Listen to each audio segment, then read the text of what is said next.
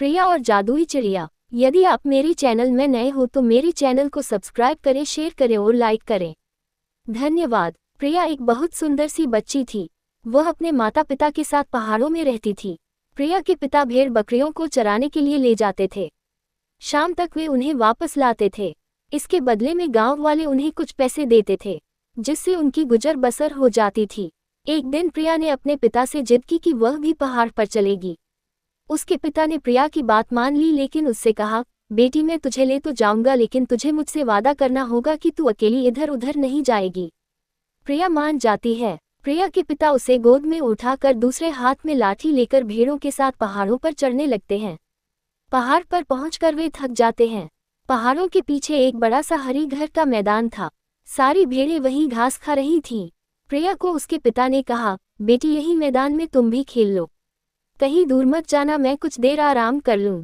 प्रिया ने देखा वहां पर बहुत से फूलों के पौधे थे, जिनमें सुंदर सुंदर फूल लगे थे। प्रिया वहां से फूल तोड़ने लगी। तभी उसे कुछ आवाज सुनाई दी, हमें बचा लो, हमें बचा लो। यह आवाज सुनकर प्रिया डर गई।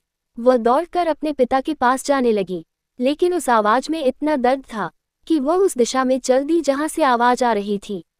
वहीं पास ही में प्रिया ने देखा एक छोटी सी सफेद कपड़े की पोटली पड़ी थी। वह पोटली के पास गई तो पोटली हिलने लगी। उसमें से आवाज आ रही थी, हमें आज़ाद कर दो, हमें बचा लो। प्रिया ने डरते डरते पोटली खोली। पोटली अभी पूरी खुली भी नहीं थी कि उसमें से 3-4 रंग बिरंगी चिड़िया उड़कर बाहर आ गईं।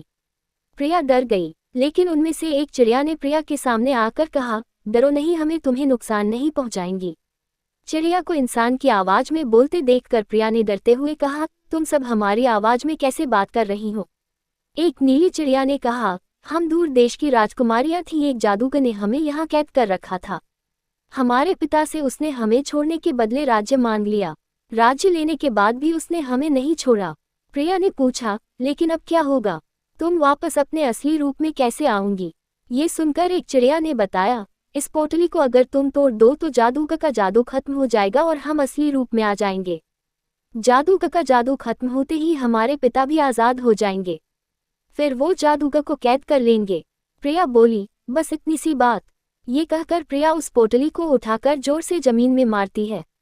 पोटली मिट्टी की थी, वह टूट जाती है। पोटली के टूटते ही चारों राजकुमारियां अपने असली रूप में आ जाती हैं। एक राजकुमारी अपना सुंदर सा मुकुट प्रिया को देती है। एक राजकुमारी प्रिया को अपने कपड़े देती है और उसके कपड़े खुद पहन लेती है। उसके बाद वे चारों राजकुमारियां वहां से चली जाती हैं। प्रिया अपनी सुध-बुध खोकर सब देखती रहती है। कुछ देर में उसके पिता प्रिया के पास आते हैं। वे देखते हैं कि प्रिया बहुत सुंदर कपड़े पहने और सोने का मुकुट लगाए बैठी है, तो वो उससे पूछते हैं कि ये सब कहाँ से आया। तब प्रिया उन्हें सारी बात बता देती है। ये सुनकर प्रिया के पिता बहुत खुश होते हैं कि उनकी बेटी ने बहुत नेक काम किया है। शाम को दोनों घर आ जाते हैं।